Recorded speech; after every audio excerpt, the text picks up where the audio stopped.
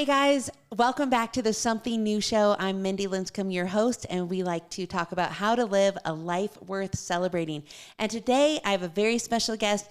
I have brought to you my own dad, Barry Wallace, and I'm so glad to have you on the show, Dad. Hey, it's great to be here. It's going to be a fun time. And so just like I always do, I start with a little bit of background besides his most impressive resume additive, which is being my own father. I'm going to tell you a little bit about what he did professionally, and then we're going to jump into some really hot topics here. So you started out as a school teacher, a coach for what kind of teams? Like Football. Ladies basketball. Oh, ladies basketball. Boys baseball. And boys baseball. And then you were an RV manufacturer rep, a licensed nuclear power plant operator, a nuclear instructor, an organizational development facilitator, experimental, what is this? A team builder. Experiential team building. Oh, experiential. Okay, Go ahead. And what does that mean?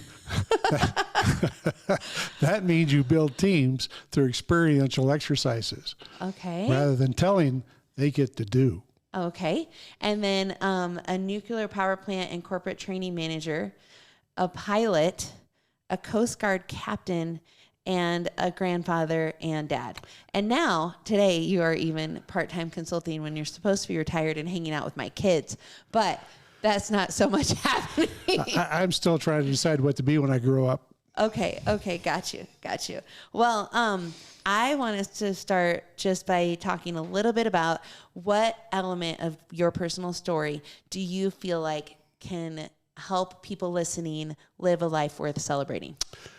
Well, I guess what really happened to me was realize that I've got to live with myself. And if you can't be happy with the person that you are, you're not going to be successful at anything. You're not going to be a successful spouse, parent, or business person. So you have to be happy with yourself. And what really impacted me was a video actually by a famous football coach, Lou Holtz. He was a coach of Notre Dame University. And he said there's 3 key things if you want to be happy with yourself. First of all, do what's right. In every situation, there's an opportunity to do wrong and there's an opportunity to do right. Choose right. Secondly, you've got to do the best you can. I mean, you're going to invest yourself in whatever activity it is. That's the most important resource you have is your time and yourself. So do the best you can at whatever it is. You won't be perfect, but if you strive to do your best, it's amazing what success you can have. And lastly, treat others like you'd like to be treated, the golden rule. So if you do those 3 things, you'll have a pretty successful life. And I started practicing those, and I noticed that it really did help my outlook on life. I felt better about myself. And no matter what I tried, I always did my best. Didn't matter if it was sweeping floors or if it was training nuclear power plant operators or managing 500 people in a construction project. Do your best. Okay. I like it. And then I was asking you this earlier, if there was like a moment in time that really shaped you, and you said, no, it wasn't really a moment. It was some people. So why don't you talk about that? Well, I was fortunate to have a great family. My grandfather, grandmother from Texas, my father grew up during the Depression, and things were tough there. Grandfather was a sharecropper, which meant he worked another man's land and got part of the profit of the crops. And Papa always used to just laugh about his tough times. And that always amazed me that, as a small child, that things that you and I would consider to be horrible were common, ordinary, everyday occurrences to them and their family. My grandfather only made $75 one year, for a year. But yet somehow he raised a family. They migrated along with a lot of others. If you've ever seen the movie or read the book, The Grapes of Wrath, that is my grandfather and father. And they moved out to California, to the promised land, and Papa got a job for 25 cents an hour sweeping floors. And he never had seen so much money. And he was never down. And so that kind of taught me that, no matter what the circumstance is, tough times don't last, but tough people do. If you're tough, if you persevere, the tough times will be just temporary. I didn't know that he had such a, like, you said he laughed. I mean, I knew he was positive about it and had a good outlook, but he was like... Oh, he'd laugh at his misfortune because it's gone. He's moved on. And you look back at that now in perspective and you go, well, that helped shape me. Maybe that helped me understand or relate to people going through that situation so you can be more empathetic toward them. So there's a lot of things we can learn in tough times. I mean, when you were little, we had some tough times. You didn't know that, but as an individual, you grew up knowing that you need to work, you have to have a good work ethic, you have to treat people like you want to be treated. All the things we just talked about, you did. And look where you are now. Well, thanks. I was just really pondering too about like how many of us just don't have the ability to laugh about those tough times, that more they just devastate us, and we kind of live in the either the fear that can paralyze you from having the tough time because it's too risky, or you can say, I'm going to put myself out there, I'm going to go do the risk. But, you know, usually if it does fail, it can really, like I said, paralyze and kind of pause, make you live in the slump. But I love that he would laugh, because imagine how much better life would be if we could learn to laugh about, okay, we tried our best. I mean, it wasn't like he was doing anything wrong. He was actually really trying. And it's like, okay, we can either be devastated by this or we can laugh about it and move forward. And I think we would spend less of our emotional stamina on life if we could laugh about those things instead of just get devastated by them. That's right. You know, I look back at my professional career, and there were a couple of times where I actually had some bad people come in and make times bad and tough for me. Yeah. And I could have just been paralyzed, as you said. Fortunately, I had faith that this was going to work itself out, and it did. And I look back now, and some of these things were great for me. I mean, a couple of things that happened to me that I thought at the time were devastating professionally pushed me into a different direction that turned out to be far better than what I had before. That's awesome. Okay, and then keeping this rolling, what are some of your favorite authors, speakers, or podcasters on this topic? I know you're kind of new to the podcast landscape, Dad, but you can just talk about authors. What's a podcast? No, but authors and speakers, what would you say? Well, I mentioned Lou Holtz. He's got a great sense of humor. If you have a chance to see any of his stuff online, there's YouTube videos of him. Great speaker, real homespun kind of guy.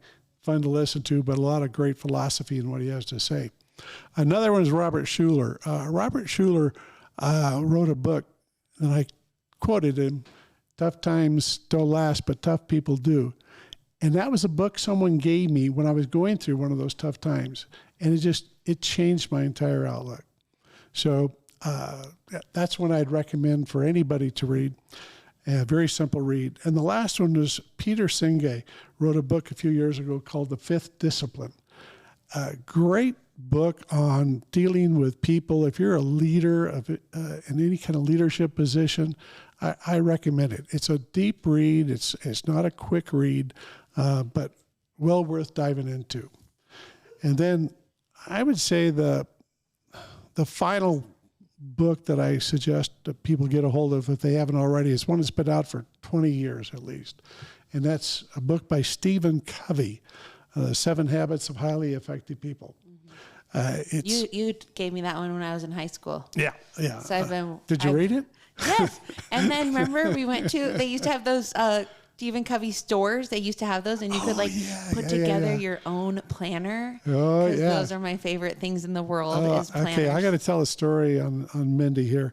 So she was an organized little girl, and unlike her parents, so we would go school shopping before school every year. Yep. You and I. Supplies. We'd go to this. Not like clothing. No. School supplies. Yeah, I wouldn't be the right one for clothing. So we would go to the Staples, the Office Max, or whatever it happened to be. And it was such an exciting day for you. And we would go up and down the aisles, and we'd fill the basket with things for school. And at about 9 or 10, you asked for a planner. And I thought, you're never going to use this. What does a 9-year-old need a planner for? But I bought you a planner.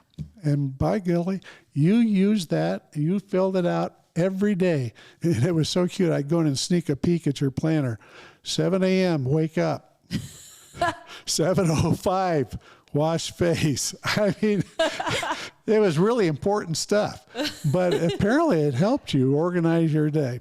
And you've always been that way. Then I forgot about the Stephen Covey store. You were like in seventh heaven there. Yeah, I loved it because you could go around the store and you could pick, okay, I want this to be my first section based on the first habit.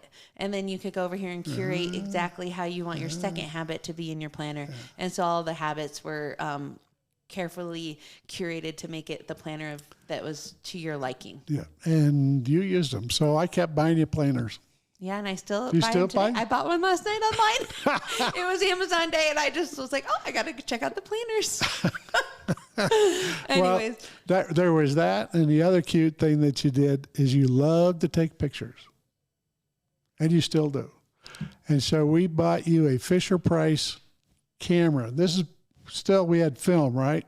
Yeah. It was long before digital. I still remember that, putting the little Kodak film in there. Yeah, and the minute that roll was done, it had to go to the processor immediately. I was the 1 hour printer person. Oh my God, you kept those people in business. So you get it back, you get your pictures, and they were within an hour. They were within a photo album, labeled and everything else. Well, that was the old school Instagram way. You know, I would have a photo album, then I'd bring it to the school, and everybody could look at pictures from what we all just did over the weekend. Now But you this get your is phone. like, this is pre-Facebook and Instagram. Okay.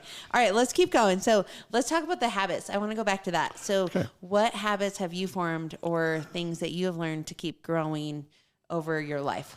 Well, as I say, there's 7 habits, and the 7 habits move you from dependence to independence to interdependence, where you're working with other people. And for me, the 5th habit is probably the most important one I need to remember. And that 5th habit is to seek first to understand, then to be understood. So when you're interacting with your children, with your spouse, with your professional colleagues, so often we want to jump in and interrupt and get our point out. It's very important to understand first. Let them speak. Try and understand deeply what their concerns are, why they're saying what they're saying, or why they're feeling what they're feeling. And by doing so, number one, you gain more understanding, but number two, you show respect to that person so that when it comes time for you to communicate, they're more willing to listen to your position. And that's a hard one, particularly for extroverts, because we always want to get it out. And so we end up interrupting, shutting down conversation because we want to get our point across. That's very selfish, very immature. Seek first to understand, then to be understood. So that brings me to one of my early quotes you said to me, I remember this being like 5 years old. I mean, this is how long you've been saying this. You would say, you have a choice right now, Mindi, to either react or respond. Unpack that, Dad. Go ahead. Wow. Go ahead. Who knows what a parent says that they're going to remember years later? So yeah, that's part of the Covey approach, is that we are response able. We have the ability as humans to separate the time between stimulus and response. Now, like you and I have dogs. They don't have a gap in time. Once they're stimulated, they respond. They're not response able, but you and I are. So you have the ability to choose your response. You don't have to react. So when Pavlov's bell rings and the dog starts salivating, they aren't response able. They just react. So we have the choice. And a mature person will always choose to pause before they respond. They will not react. They will respond. And that's so important with children because, children can be frustrating. I had no idea. You had no idea with 4 children? Well, if they aren't now, they will be. I'm totally being sarcastic. Totally. And as adults, so often they do something to trigger us, or a spouse will do something to trigger us, and we just want to react. No, you're responsible. Or a parent. Or a parent. Yep. All the things. Yeah. Okay. All right. So definitely, people, I hope you check out those 7 habits, because we're just hitting one of them, but there's a lot of them. There's a lot. Okay. Now I want to get into some of the things as we've talked over the years. Dad, I think you've given me a lot of good advice. Let's start with picking a career. What are some of your picking a career advice? Well, after you read my bio, I'm not sure an expert on picking careers. No, but you've definitely landed, I think, where you're happy. So I'm just saying, like talk to me through how you talk to our listeners, how you talk to me about picking a career. Ideally, you'd like to match your passion. What is your passion in life? And then can you match a career to that? But that isn't always possible because of your situation.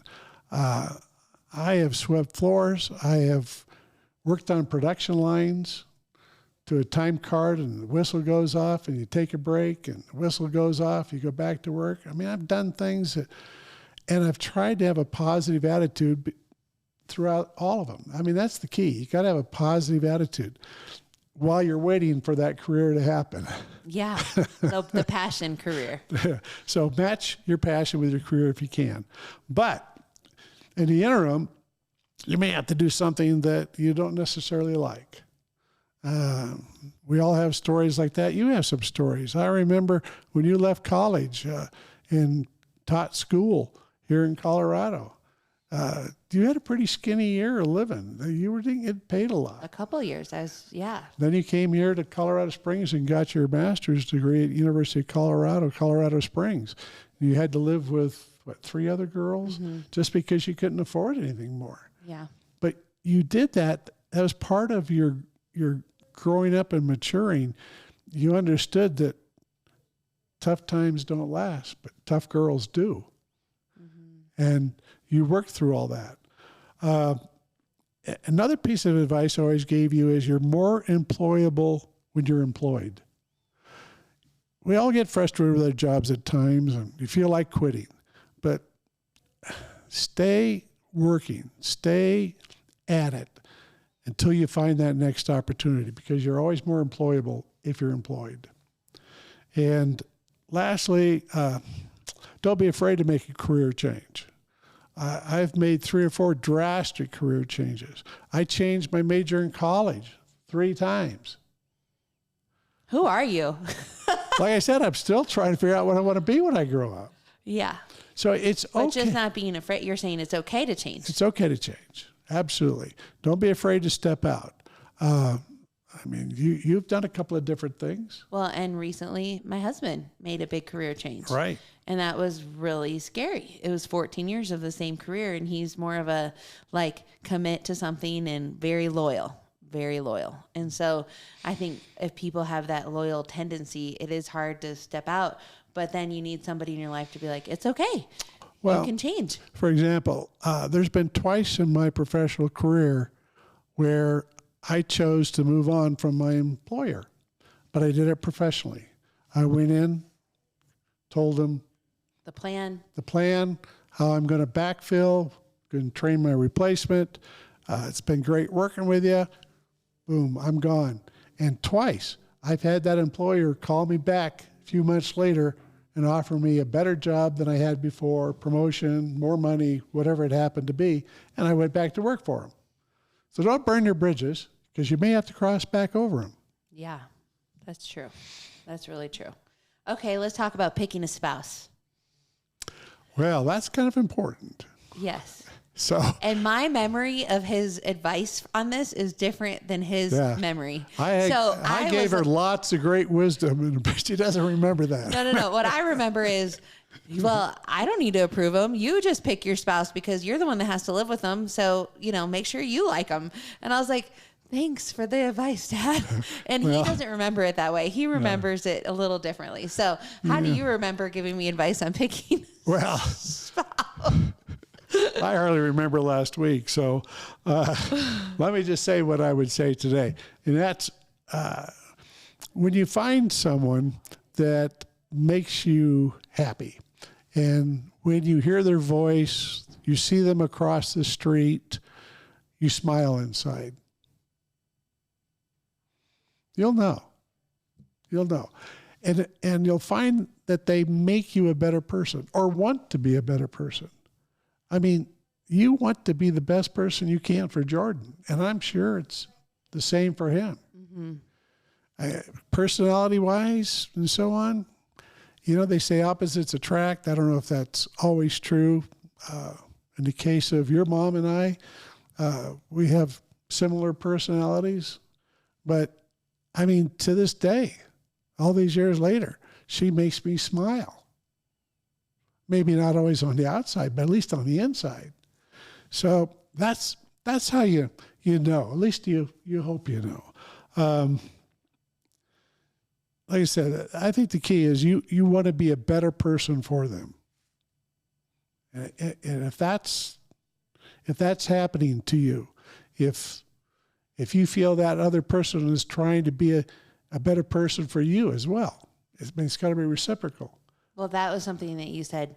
I do remember this part. You said, make sure that it's somebody that you both feel super lucky that you got each other. There you go. Because if for example, if one spouse doesn't feel like they're super lucky that they got this person, they're not going to feel grateful. They're going to start to kind of have a demeaning presence towards that person because they're like, oh, I could have gotten someone better. But if they both feel like they're the lucky ones, then there's something pretty magical about that. Yep. There you go. Okay. All right. And then let's wrap it up with talking about raising children. What parenting advice do you have? Well, I raised some pretty good kids. You know, we're all sitting here with you, but you've got a brother and a sister. Yep. Both of them are very successful. They both have good marriages. They both also have their own businesses, and so I'm blessed. And care about people. They care about others. And they really do. And so I'm blessed. So I have 3 great kids, and I can't blame anybody, I can't take credit for it. I think you all have done this on your own. And if your mom and I had some impact on that, then that's great. But here's what I would tell any parent. First of all, you got to love your children unconditionally because they are going to do things that drive you up the wall at times. You got to love them unconditionally, which is usually pretty easy. I mean, you might get frustrated. Who's talking here? You might get frustrated at times, but you know, you love those babies, and as they grow up, you know, they're going to try you, but you're still going to love them unconditionally. This is very important. Maintain self-esteem. There'll be times when you need to punish them. There'll be times when they need to be disciplined. But do it in a way that maintains self-esteem. For who? For the child. Okay, just checking. Yeah. You want to... I had some people that I thought were really good role models as parents. They had 4 little boys. And they said one time, you don't want to ever break their spirit, but you do want to mold their will. They need to understand that their will cannot always be number one. There's going to be a boss who has will. There's going to be a spouse that has will. And so you don't ever want to break their spirit, though. And I thought that was pretty good advice. So even when sometimes I had to discipline the children, I always did it with love. We talked about it because I didn't want to break their spirit.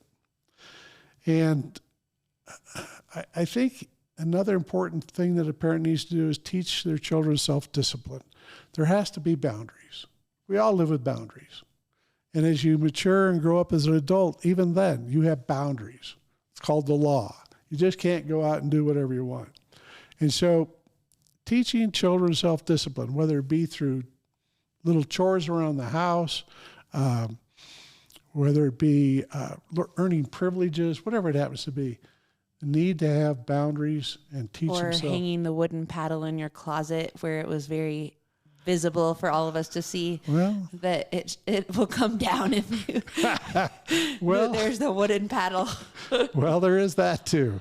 Do you still have that paddle? No, I'm sure that you or your brother or sister burned it up a long time ago. Okay.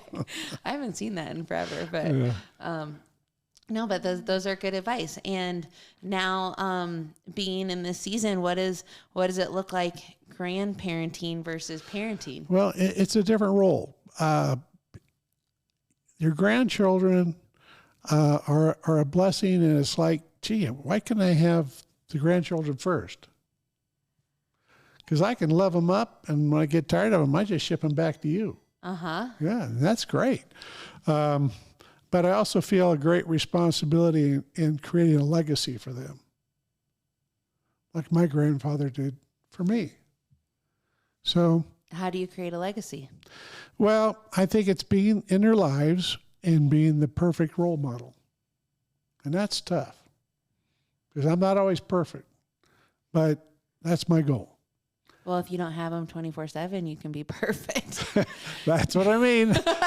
I can come up to the point where I feel I'm not going to be perfect anymore and Send them back. Send them back. My patience is dwindling. Okay, bye-bye now. Your kids are great, and we enjoy having them around. They're pretty great. Well, so I'd love to have you tell people now, like, hey, in this season, what's a perfect day look like for you? Ooh, well, doing a podcast with your daughter. That's just started out. That's number one. And right behind that, I love to sail. I love to fly, maintain my private pilot's license, and go flying when I can. But, really just sitting on the patio on a summer day here in Colorado Springs with my wife, your mother, and the dog. I know. I was going to say, of course, the dog. The dog will be there. I think he likes the dogs more than my children. Well, they behave better. Thanks, Dad. Thanks so much. Okay, let's bring out your favorite drink, because what I like to do in every episode is I like to bring out your favorite drink. So what's your favorite drink, Dad? Well, Snapple iced tea, the peach flavor. That's your favorite? That's my favorite. I didn't know that until today when I read your podcast form. Well, sorry, I just knew you liked iced tea. I didn't know it was Snapple peach. So we're going to do cheers. Cheers. Cheers. I'm going to try your favorite drink. Ooh, that is very sweet. I don't know if it's my favorite, but I'm not usually a sweet drink person. But thanks for letting me try it. Yeah. And thanks for being on the show. I loved it. Thank you. Yeah, it was great. So again, if you enjoyed the show, I'd love for you guys to like and subscribe below. Tell your friends about it. And I hope you learned a few great things today from my dad. Again, we're glad you're here to learn how to live a life worth celebrating. Thanks for listening. Be sure to subscribe to the show, rate, review, and share with a friend. Also, follow the Something New Show on Instagram and Facebook. If you want a fuller experience, watch the show on YouTube to help you create a life worth celebrating.